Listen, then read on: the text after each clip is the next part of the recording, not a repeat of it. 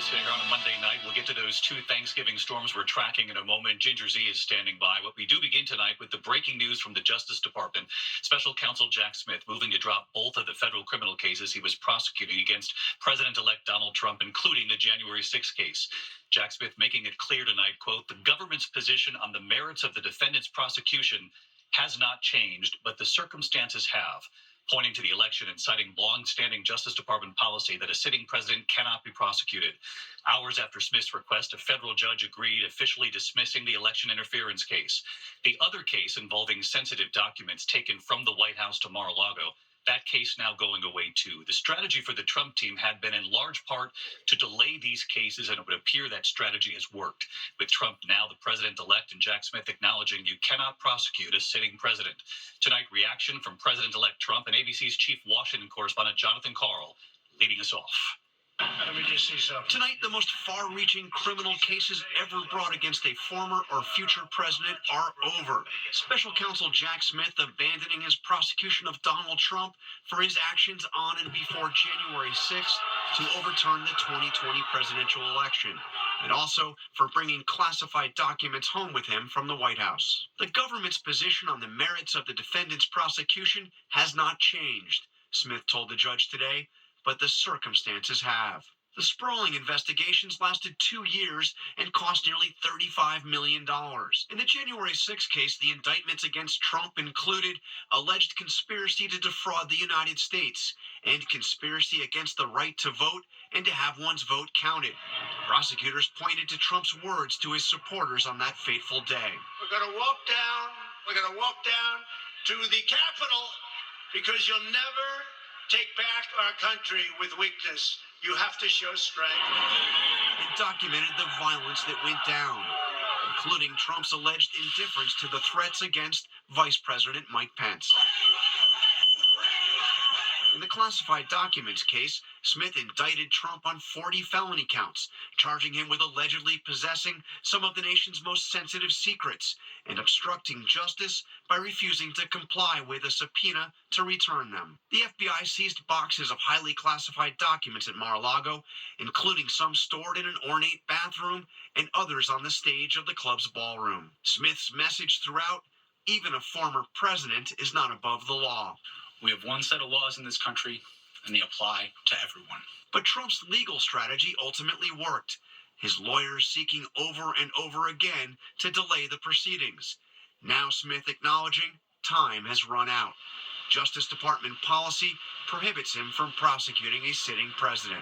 As a result, Smith told the judge, this prosecution must be dismissed before the defendant is inaugurated. Smith made it clear he still believes in his case, saying today's decision, quote, does not turn on the gravity of the crimes charged, the strength of the government's proof, or the merits of the prosecution, which the government stands fully behind. Trump has always denied the charges and attacked the prosecutor. So this ridiculous indictment against us, it's not a legal case. It's an act of desperation. These cases, like all of the other cases I have been forced to go through, are empty and lawless and should never have been brought.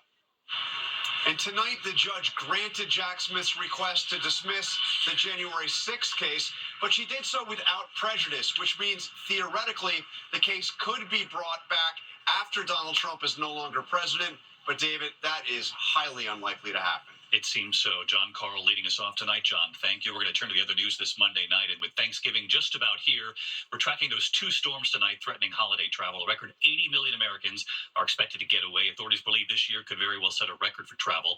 And a shortage of air traffic controllers is now threatening delays. Tonight, the trouble in Boston, in fact, after an American Airlines passenger jet clipped the wing of a Frontier jet. And the warning now for travelers leaving their vehicles at airports across this country. More than 50 vehicles have been stolen from the Dallas airport alone. Ginger is also tracking those two storms. First, the Midwest and Great Lakes, then the coast-to-coast storm from the west all the way to the northeast, rain and snow. And, of course, the question, what will it mean for the New York City parade? But first, Gio Benitez at LaGuardia tonight with the travel challenges already. Tonight, as we start off what could be the busiest Thanksgiving travel period ever, passengers delayed at busy Boston Logan Airport after two planes clip wings. An American Airlines flight arriving from London, clipping a Frontier flight parked at the gate. Sounded like something fell from below. The accident happening as nearly 80 million plan to travel for Thanksgiving. From New York to Atlanta, millions of Americans already on the move. Since Thursday, the TSA screening more than 10 million passengers. 50,000 flights set to take off tomorrow. The FAA still grappling with an air traffic controller shortage in the Northeast. The agency saying it may have to slow air traffic. Another big concern, weather. Long lines and delays in San Francisco because of gusty winds and low visibility, snow and heavy rain delaying or canceling flights over the weekend. On the ground, crews clearing roads and bracing for more in Utah. AAA says more than 70 million are set to hit the roads. The good news, though, gas prices are at their lowest levels since 2021. And if you're just driving to the airport, police in Dallas urgently warning that your car may be gone when you return after an organized crime ring has stolen 52 cars worth $5 million from DFW Airport this year. And in Atlanta, car thefts are on the rise there too.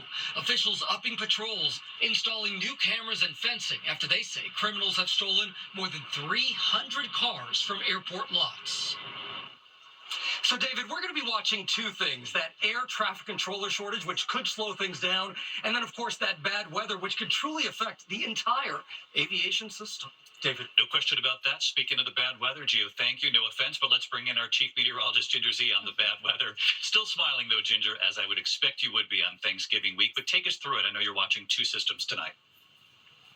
That's what I'm here for. I'm here for the bad weather. So, David, I won't be here when it's nice. And unfortunately, because we've got a holiday, it is incredibly bad timing. So let's go ahead and dive into the two storms. The first one's more of a nuisance. We've got some snow flying in the upper peninsula of Michigan. Throughout the lower peninsula, it's rain all the way down to Memphis and Mississippi. That second storm, that's going to be the more potent one. That's the one that was slowing things down in San Francisco, now dropping feet of snow in the Sierra Nevada. What we did here, because Gio told us that it was going to be the biggest air travel day on Tuesday, we put a few airplanes on there. So if you're flying in or out of one of the airplanes that is yellow on the map, like Denver, Salt Lake, New York, down to Charlotte, doesn't mean you will have problems. It just means that precipitation of some sort is going to add to the already problematic issues that come with a holiday week. That second storm makes its way right across, and a lot of folks drive Wednesday or Thursday. Look at Thursday morning. That is snow along I-80 through the Poconos. New York City down to Washington, D.C. is a super soaker all the way up into Boston. We're talking about I-95 going to be pretty rainy, and that Macy's Day Parade as well. David. We'll track it right back here with you tomorrow night. We'll see you in the morning, Ginger. Thank you. We turn now to the case of the Menendez brothers tonight. Lyle and Eric Menendez making their first court appearance together in nearly 30 years today after murdering their parents. Tonight, their parents' siblings pleading for their release, with large crowds and a lottery system as so many try to witness this in the courtroom. Our chief national correspondent, Matt Gutman, in Los Angeles tonight.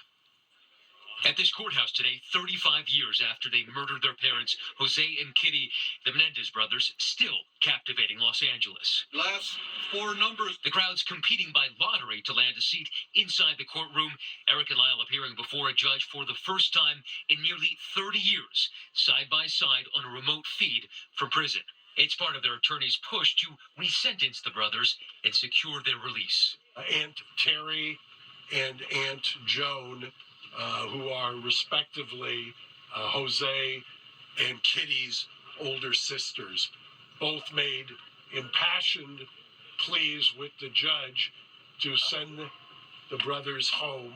Kitty's 93-year-old sister telling the judge, "It breaks my heart that Kitty knew and did nothing about it," adding they never knew if tonight was the night they would be raped.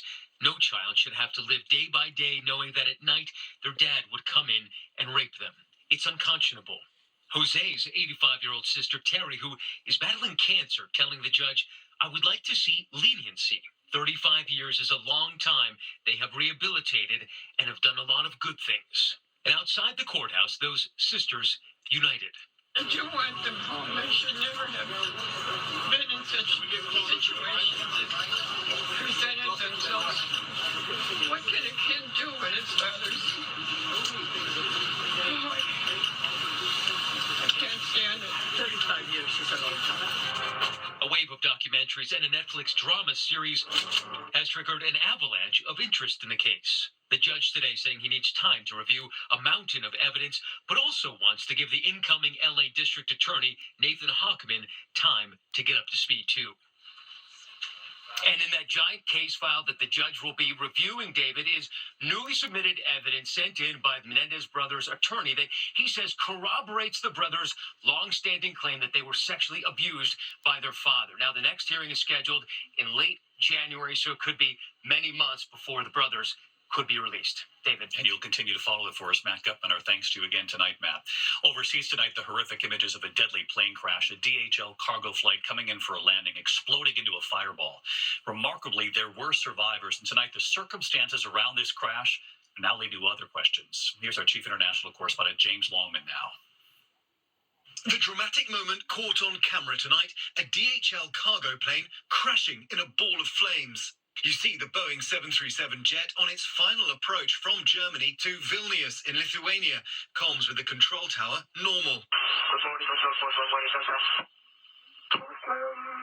morning, Good morning. But as it neared the runway, an enormous explosion lighting up the sky. We just got a crash of aircraft on the final. Rescue workers say the plane hit the ground and skidded more than 100 yards, sparking a house fire. The distinctive yellow DHL colour visible on part of the plane as the sun came up. Of the 4 people on board, 1 was killed, but incredibly the other 3 survived, all of them still inside the cockpit, which had completely ripped off the front of the plane.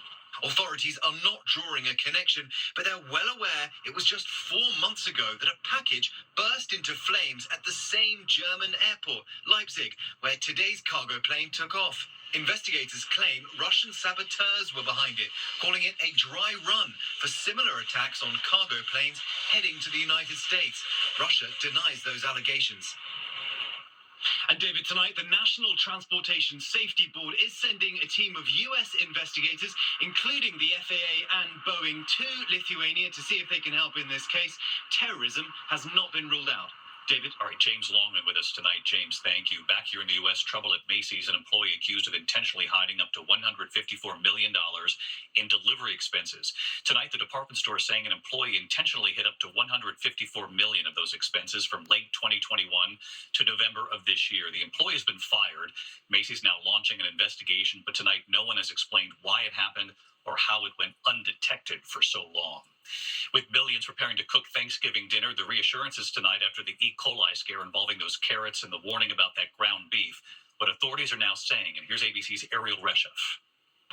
Tonight, as millions rush to grocery stores for Thanksgiving, concerns over the nation's food supply. The company at the center of that widespread carrot recall, trying to reassure the public that its products now on store shelves are safe.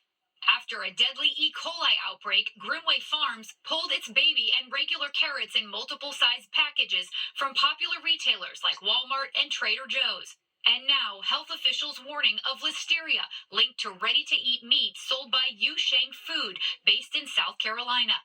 They say 1 infant has died and 9 people hospitalized in 4 states. And more than 160,000 pounds of ground beef recalled due to risk of E. coli. The meat shipped from the Detroit-based Wolverine Packing Company to restaurants around the country. Health officials say at least 15 patients who ate at various locations became ill in Minnesota, 2 of them hospitalized. And David, ahead of Thanksgiving, that carrot producer again saying that any of those recalled products are no longer on store shelves. As for the ground beef company, they say that any customers that receive the recalled products have been notified. David? Those customers were restaurants, in fact, so all of this is reassuring tonight with everyone cooking just a couple of days from now.